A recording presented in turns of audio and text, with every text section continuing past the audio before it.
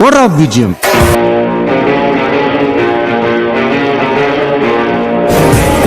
Ground மொத்தம் ஆளுங்க இருக்கலாம், ஆனா ஆடியன்ஸ் எல்லாரும் ஒருத்தரை மட்டும் தான் பார்ப்பாங்க. கேள்விப்பட்டிருக்கியா? ஆட்ட நாயகன்.